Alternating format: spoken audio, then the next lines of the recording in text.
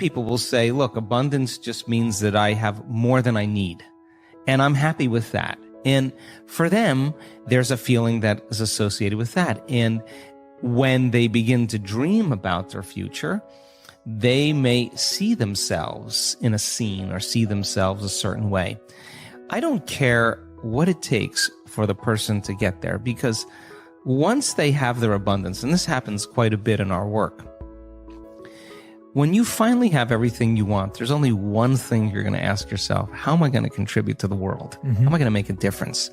So we use different tools to help people to get to that point. But if the person's doing the vision board and they're saying, when I get my new car, I get my new house, I get my new relationship, then I'm going to feel so great.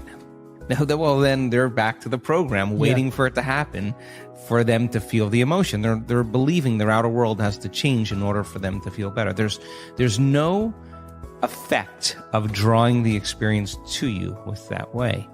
So the person has to use those tools to get them into the emotional state for them to feel like it's already happened. Now think about this. If you get up from a creative process and you feel grateful, you feel a love for life, you feel a joy for existence, you feel a passion for the moment, you will not be looking for your future, because you'll feel like it's already happened. It's the moment that we start feeling those self-limiting emotions, that we feel separation, and then we start looking for it again. Well, then, if you're waiting, you're not creating, you're in separation again. So then, whatever it takes for you to move into a state of being. And what is a state of being? Thoughts are the vocabulary of the brain. Feelings are the vocabulary of your body. How you think and how you feel creates your state of being. So then if you wake up in the morning and you come back to your senses with a clean slate and you say, I don't feel anything, and you say, well, let me start thinking about all the problems in my life. Well, all those problems are connected to different people or different objects or things at different times and places. The moment you remember your problems, a memory is a record of the past. You're thinking in the past. Every one of those problems has an emotion associated with them. So all of a sudden you start feeling unhappy, you start feeling bitter, you start feeling frustrated. So now your body's in the past. So then most people then create a state of being that's connected to their past. And if they're in the familiar past, then they are going to crave the predictable future, and they're going to fall back into routine. So then we want people then to get very clear on that vision of their future, however they do it, and begin to combine that clear intention with an elevated emotion. And the stronger the emotion they feel from the vision they're creating, the more altered they feel inside of them, the more they're going to pay attention to the pictures in their mind. And now they're remembering their future. And biologically, it's exactly the same as remembering your past. In fact, if you're not being defined by a vision in the future, it means you're making your past more real than your future. You're falling in love with your past. You're more in love with your past than you are with your future. That you're believing in your past more than you're believing in your future. When you get to that moment where you have that feeling, that's your compass, because that feeling is going to drive your behaviors. It's going to drive more of those thoughts. And when you feel that feeling and it's visceral, no person, no thing, no experience will stand in the way between you and that vision. And you will be initiated by the universe into wealth. You will be initiated into health. You'll be initiated into freedom. Those people, all those people that have healed themselves of all those different health conditions, they are so humble and so happy, and they feel so great that they would never trade this feeling because of what you thought of them. They've left that program behind a long time ago. They actually don't care how you think of them. They actually are so happy with themselves that they're no longer dependent on anything outside of them. Now, I think that's a really important moment, because that's the moment we give people permission in our lives to do the same, right? And I think that more and more people are beginning to figure that out as they do this work. Look, I mean, we're in a convenience-based society. I mean, if you lose your internet connection or your cell phone doesn't do what it's supposed to, people get angry. Like, that's 20 seconds, right? So here you are creating something out of nothing,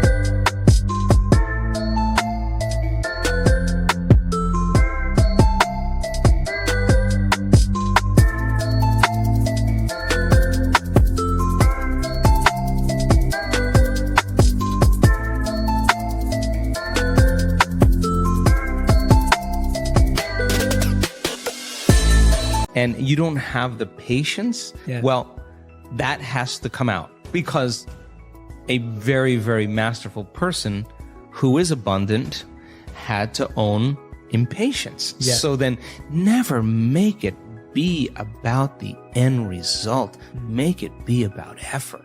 Every day you're overcoming. Every day you're out of the bleachers and you're on the field and you're giving it your all and you're practicing.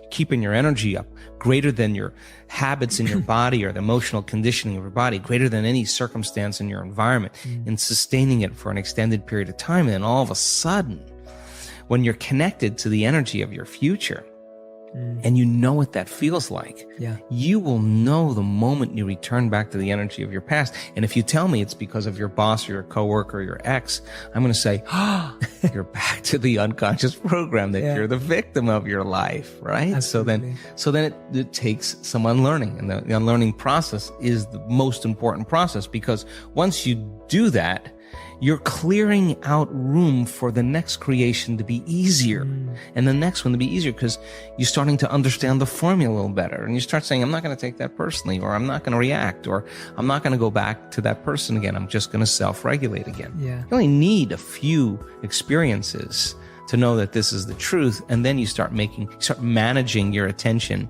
and you manage your energy a lot better. And I think that I always say, I don't care that you fall off the horse. I just care when you get back on, right? Because some people fall off and then they have to go into guilt and analysis, and they take weeks. And well, you could have just said, I fell off. Let me just get back on and keep going here. I think that emotions are energy in motion.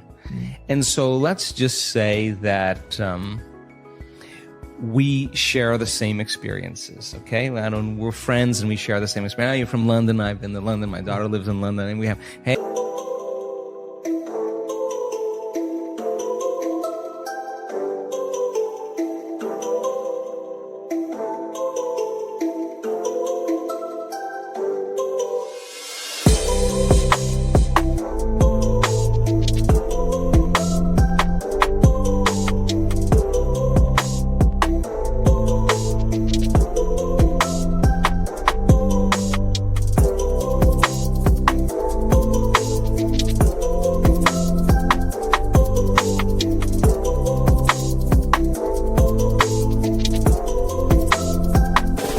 you do this, I do that. You did the, you own this, I own that, So what we do is we actually look to see when we meet people if we're matching neurologically, if we're matching emotionally. So if we share the same experiences, we share the same emotions. And if we share the same emotions, we can relate to one another.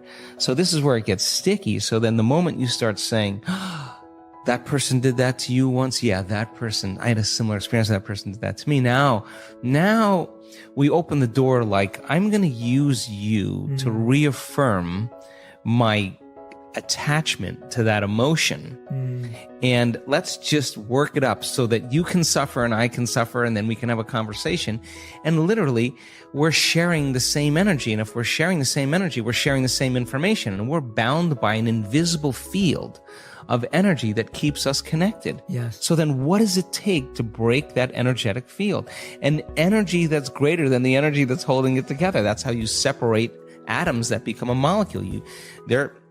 They're bound by an invisible field of energy that's keeping them connected. So you got to use a greater energy than the energy that's holding them together to separate them. Well, in order for you to change, then you can't have energy without awareness or consciousness. You got to go to a greater level of consciousness and change your energy. And nobody changes, Jay, until they change their energy.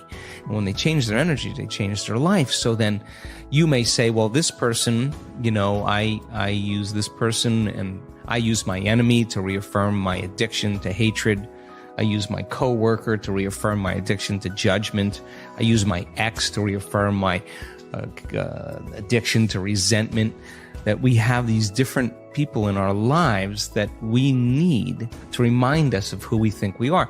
The enemy dies and you find another one. Your coworker leaves and you start judging another one. It's not that. So then when there's no longer a vibrational match, when you start doing the work, there's no longer a vibrational match with you and your past, present reality, that person or that condition any longer. That person or condition is going to spiral away because you're no longer in need of that. So then our life begins to change when we change our energy, and we begin to take our power back. That's essential for us to begin to create with. Now, some people can't handle that because they're not conscious that they're doing it. So they'll be working on their vision of the future, and yet they'll spend 2 hours lowering their energy back into victimization or suffering, and they want to know why their future isn't happening. Well, there's an unconscious program. Let's go after that. And once you start going after that, now all of a sudden your life starts to change again. So you can't say it doesn't work. On some level, we don't work. And if you're really invested in this, the question is, what is it about me? Where am I directing my attention or my energy? Who am I using to reaffirm some conditioning that I need to remember as my old self?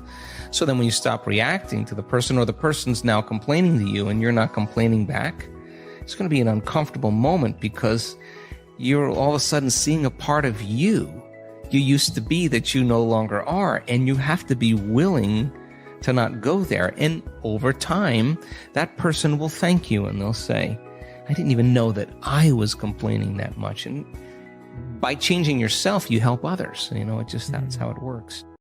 We are back with Complete the Quote challenge. Can you complete the quote and give us the right answer? All you need to do is to complete the quote or statement that we choose, and if you can do it first, you're the daily winner. Your job is to write the correct answer in the comments below the video, or your guess if you're not sure. In the previous video we were looking for 2 words. The quote belongs to Dr. Joe Dispenza, and it goes like this. The mere process of contemplating who you want to be begins to change, and the correct answer is your brain. So the mere process of contemplating who you want to be begins to change your brain. Congratulations to everyone with the correct answer. Today we are looking for 2 words, and the quote belongs to Joe Dispenza also. The quote goes like this. Change your mind, change. Write your answers in the comments below the video, and if you like this video, give your thumbs up and share it with your friends. Be the first one and win this challenge. Do you like this way of ending the videos? Did you understand what Joe Dispenza said? Tell me everything in the comment section.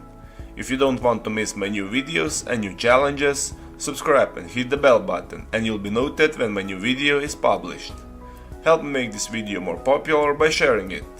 If you really like what we do here and want to support us, you can join our channel and our community for a symbolic fee and gain many other additional features. You can do that by clicking the join button next to the subscribe button, or you can click on the link in the description of this video. Stay good and have a great day.